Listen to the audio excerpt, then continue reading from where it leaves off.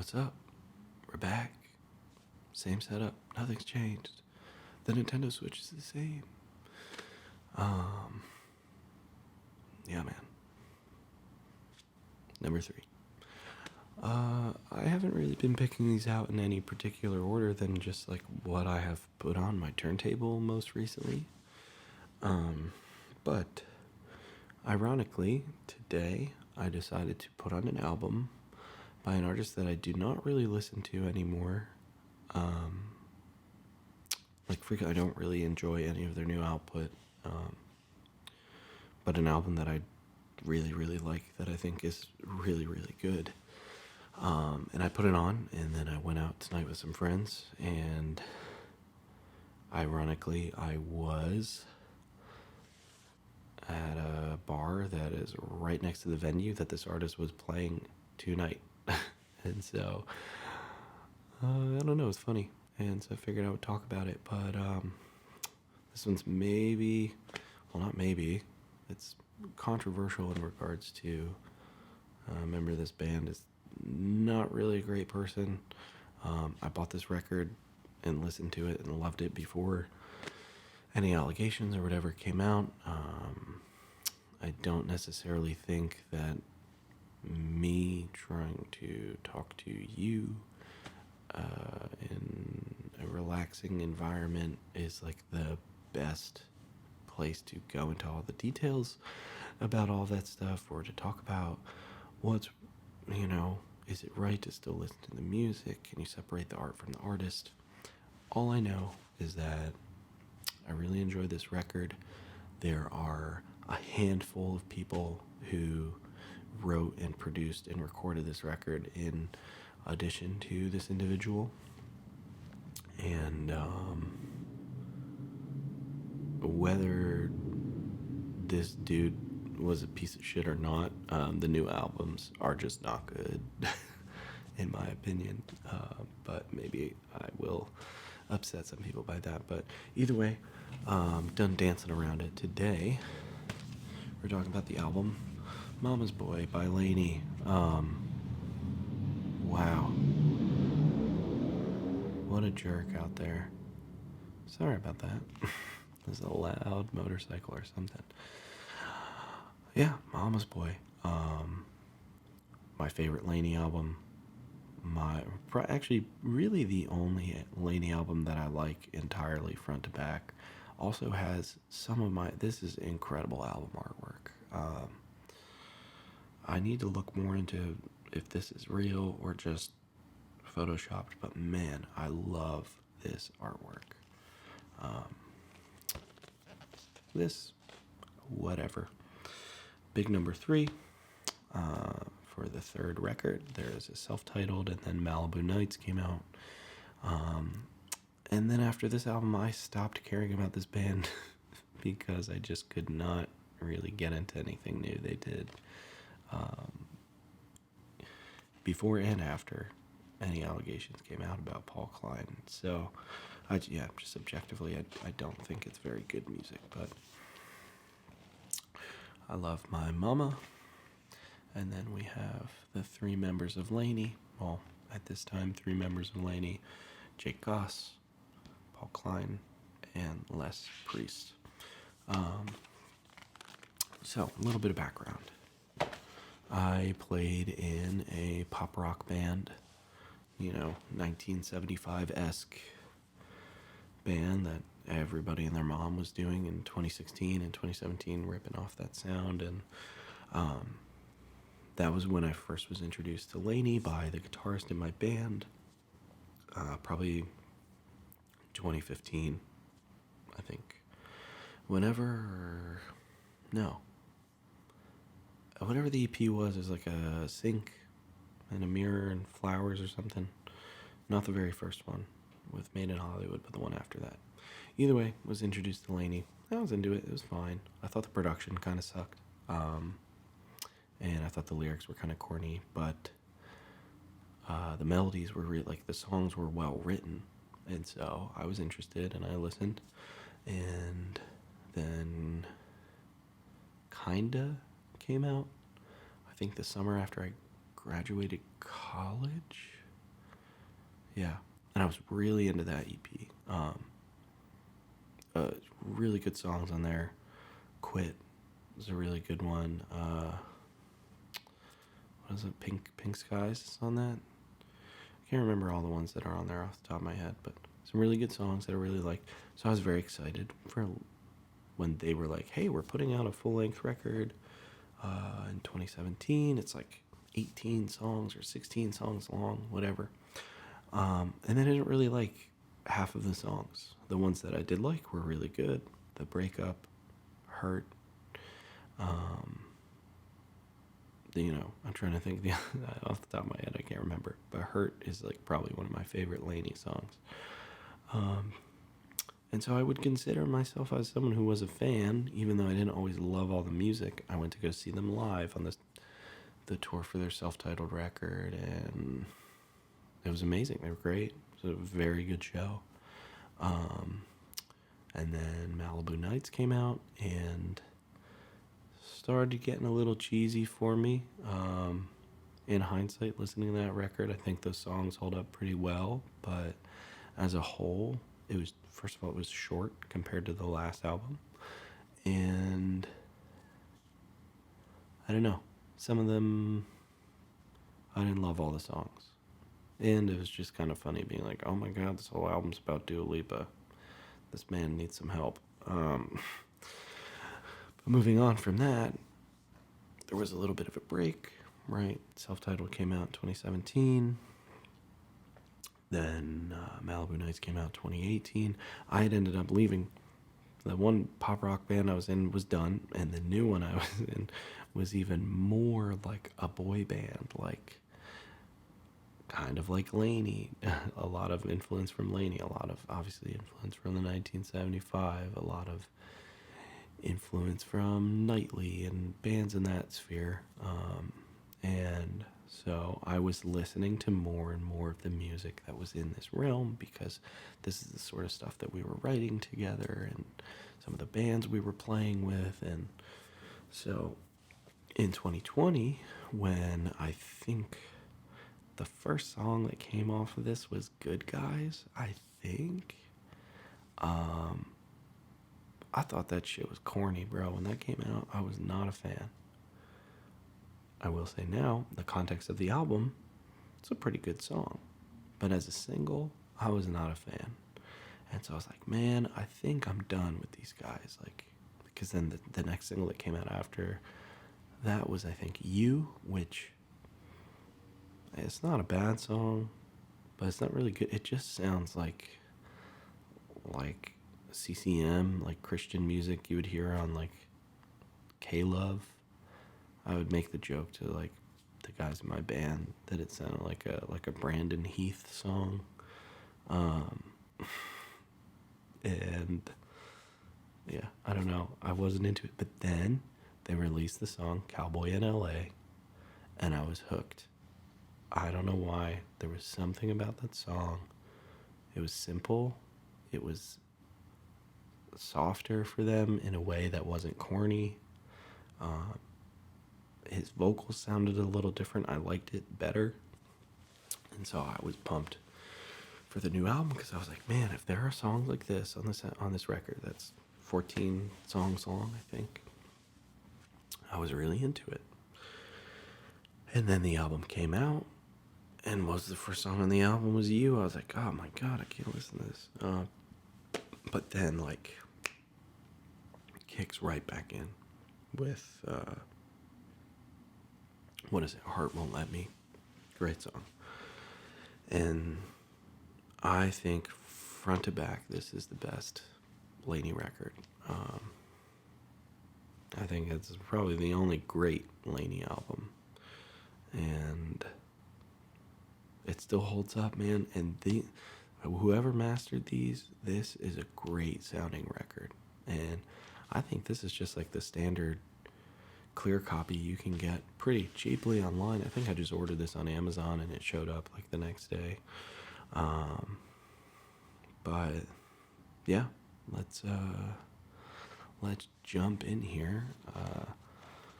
I just looked at this earlier today, so I know that reading these credits is going to be a bitch. But, and I'm not going to do it now in the dark, but it is really funny. You can't see it here, but it says additional production by Paul Meany on You. If you don't know who Paul Meany is the singer of the kind of experimental rock band Mute Math, who is a personal favorite of mine. Very influential in my tastes, in my playing. I've met them a couple times over the years, and just really funny that the one song in this album that I really can't stand is made by the singer of one of my favorite bands. I just think that's hilarious. Other than that, I don't think there's a lot of like crazy guests that show up, except for Sasha Sloan helped write like a good portion of this record, which was kind of a surprise to me. I didn't know how tight they were, but yeah, it looks like You, written by Paul Klein and Sasha Sloan, other people as well. Cowboy in LA is by Sasha Sloan as well. Heart Won't Let Me, Sasha Sloan. She helped If This Is the Last Time. She helped I Still Talk to Jesus. She helped Paper. She helped Good Guys. I mean, she's all over this album. I think now she goes by Sasha Alex Sloan. I also don't know if through all the allegations she's even,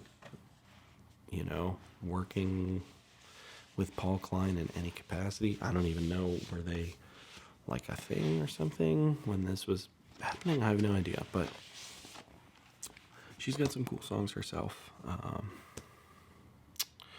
Sharing You, Sasha Sloan. Bad News, Sasha Sloan. When You're Drunk, Sasha Sloan. Okay, finally. Anything for You. She is not on. She's not on Sad either. Interesting.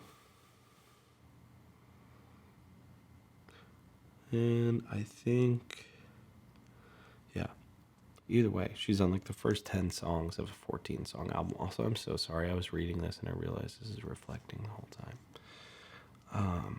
But yeah, she's all over this album. That being said, I'd like to, we'll do this side and I'll go back to the first disc, but really good songs on here. Sharing You's fine. Nothing crazy, but a good song. Bad News I really like. It's just smooth, very clean, clever songwriting. Nothing crazy, but just a good song. When You're Drunk is probably a top 3 for me off this album.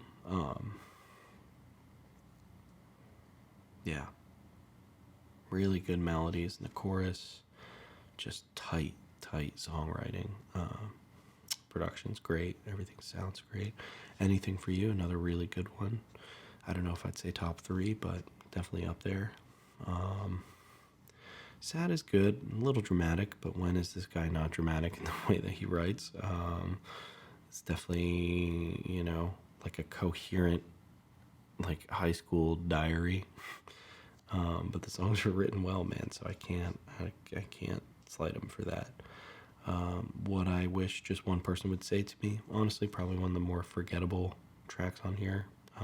Again, not bad, but just towards the end of the bottom of the ratings here. And then Nobody Else, really good, just kind of quiet closer. I really do appreciate a good album that kind of closes on the quiet note, and especially that stays quiet. I know a lot of album closers will kind of start that way and then build into this big, grand, epic thing. But yeah, You, not a big fan. Cowboy in LA, yes, top 3 song on this. And Heart Won't Let Me, also top 3 song on this. If This Is the Last Time, great song if you want to be emotional about your parents. I Still Talk to Jesus.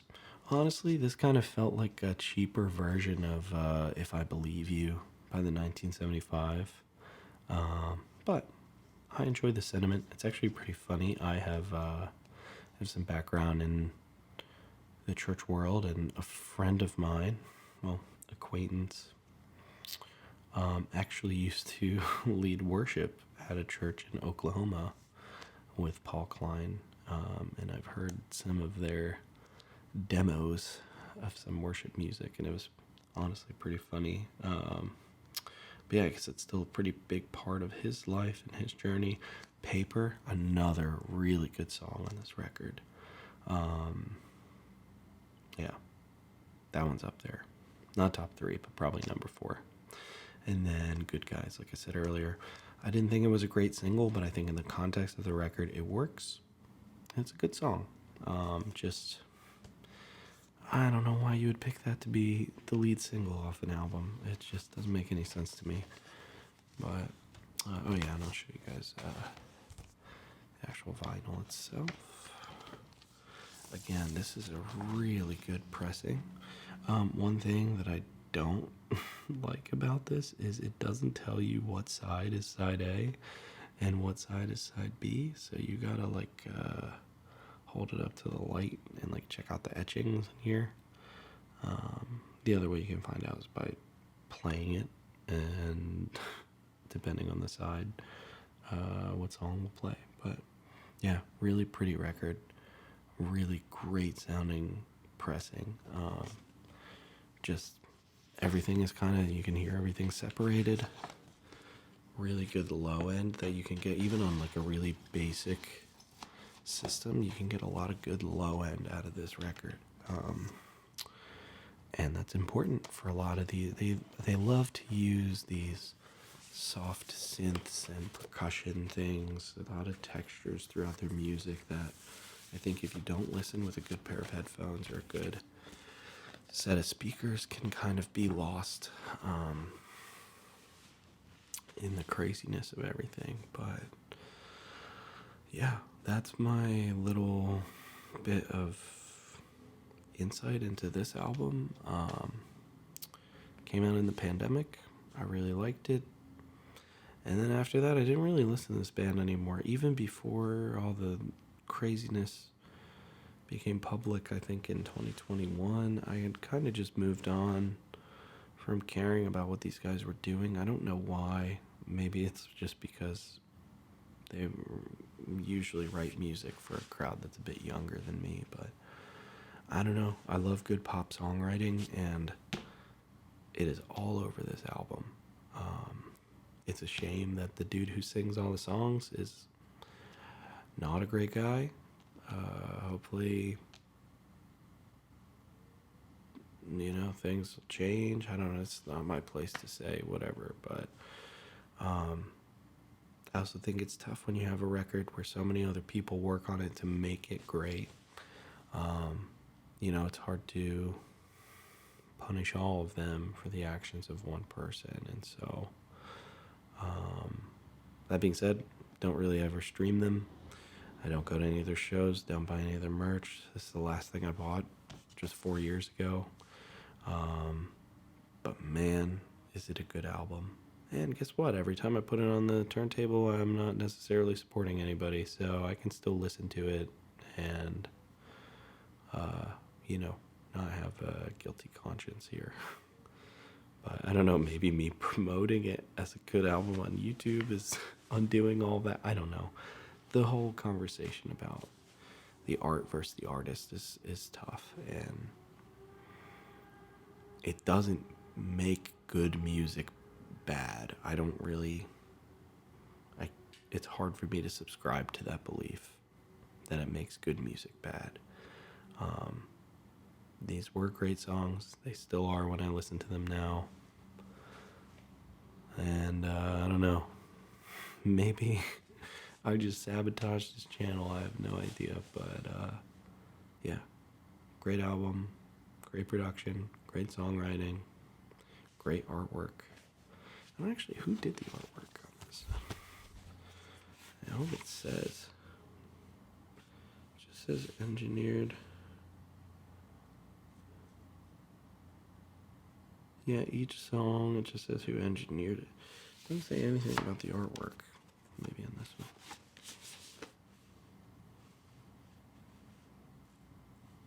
Nope.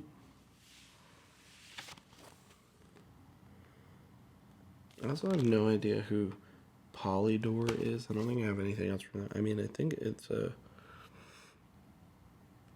It says Interscope. So, I don't know. Because, yeah, Interscope is like a subsidiary of Universal. But, yeah, I mean, it would be sick if that, this is a good one to frame. I'm not about to buy the records to frame them, but, like, this would look nice on the wall. I just, really, really great artwork. All right, I'm done talking about it. This has been Mama's Boy by LANY, double LP on clear.